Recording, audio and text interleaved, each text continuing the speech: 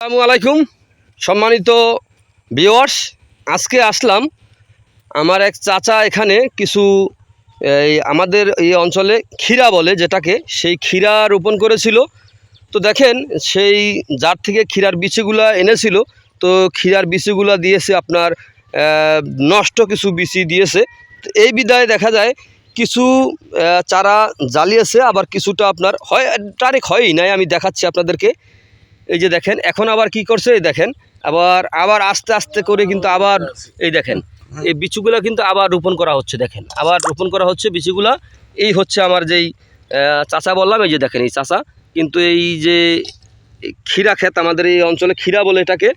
এই যে দেখেন এই চারা রোপণ করা হয়েছে। দেখেন এই একটি চারা রয়েছে।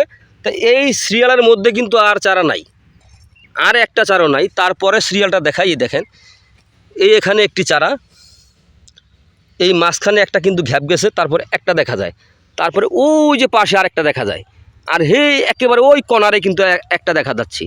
তো এই যে যারা এই বীজগুলা আপনার বিক্রি করে থাকে, এই বীজগুলা কিন্তু আসলেই একটু ভালো মানের দিতে হয়। যদি এই বীজটার কারণে কিন্তু এখন এখানে জমিতে আপনার সার দিছে, তারপরে জমিটাকে চাষ করেছে, তারপরে মই দিছে, তারপরে এগুলো কিন্তু সম্পূর্ণ জমিতে আস্তে আস্তে কিন্তু রোপণ করেছিল বিচুগুলা। তো বিচুগুলা কিন্তু এখন হয় না। তার মানে উনি কিন্তু একটা মোটামুটি একটি লসের মধ্যে কিন্তু পড়ে গেছে। তো একবারে যদি কোনো ফসলের যদি কোনো বীজ একবারে যদি না হয়, তাহলে কিন্তু আপনার বেশিরভাগই কিন্তু লোকসান হয়ে থাকে।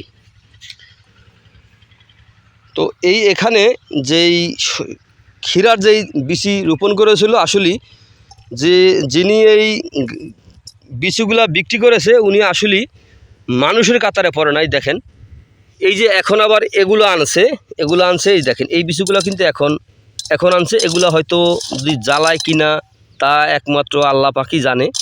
যদি জ্বালায় তাহলে তো খুবই ভালো। তো এরকম এই যে দেখেন এরকম আপনার শশার বিচি অথবা আপনার এই যে ক্ষীরার বিচি দেখতে কিন্তু একই রকম,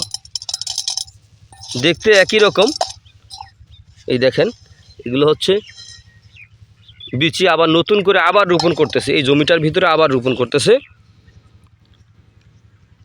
তো আপনারা যে যেখান থেকে আমার এই ভিডিওটি দেখতে পাচ্ছেন, যদি আমার এই ভিডিওতে যদি কোনো বিচি সম্বন্ধে যদি কারো কোনো অভিজ্ঞতা থাকে, তাহলে আমার চ্যানেলে অবশ্যই কমেন্টে জানাবেন যে কোন সময়ে কোন বিচি রোপণ করলে ভালো হয়। তো নতুন আমাদের এই অঞ্চলে তো এগুলো করে না, খুব কম করে।